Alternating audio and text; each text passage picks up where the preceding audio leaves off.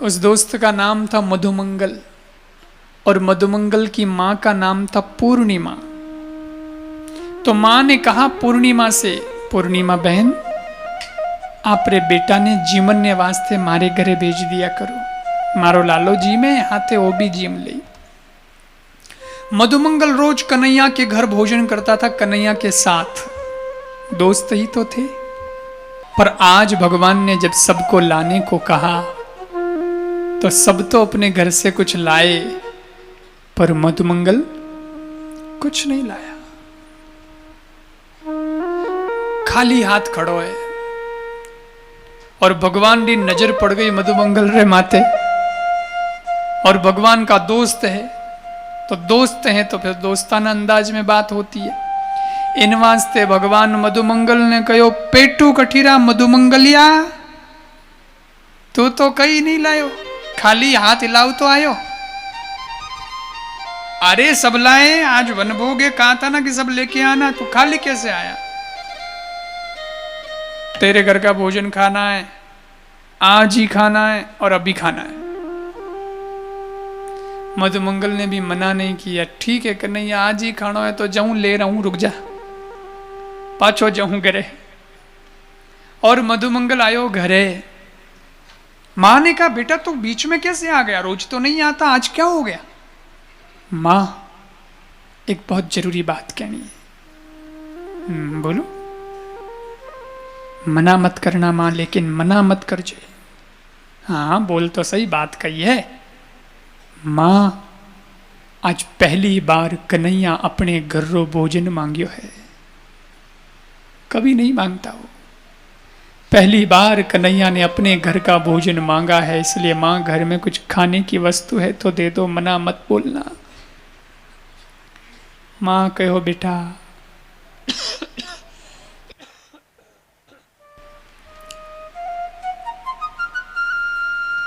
गरीब लोग हैं हम, कहाँ है अपने पास इतनी व्यवस्था। सुबह चूल्हा जलता है तो शाम का पता नहीं, शाम को जला तो सुबह का पता नहीं। ऐसी स्थिति है हमारी। मां फिर भी देखो रसोई में कुछ तो होगा। मां देखियो तो कई नहीं हो, एक कुलड़ी में खाटी छाछ पड़ी थी। मधुमंगल रे वास्ते राख्योड़ी ही कि शाम ने मधुमंगल आवेला भूखो जंगल सो तो बेचारे को आते ही कुछ तो देना पड़ेगा, इसलिए छाछ है इसको पिला दूंगी बच्चे को। मां होती है ना, सब ध्यान रखती है, परिस्थितियां भले ही कैसी हो।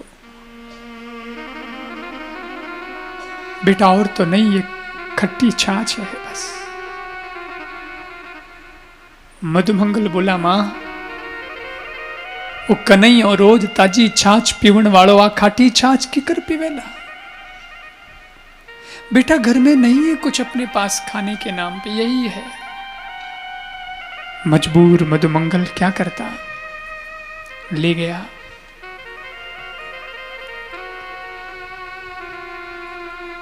कुलड़ी में खट्टी छाछ लेन तो गयो,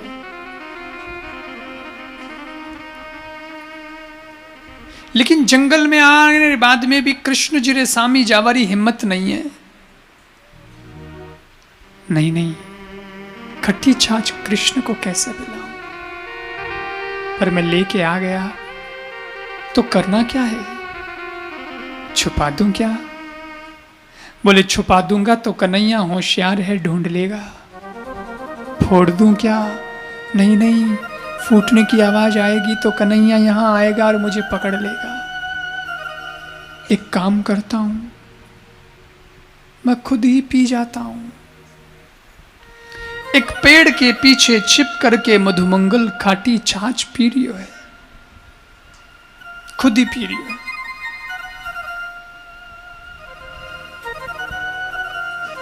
इतनी खाटी कि बहुत मुश्किल से पी रही है, धीरे धीरे पी रहा।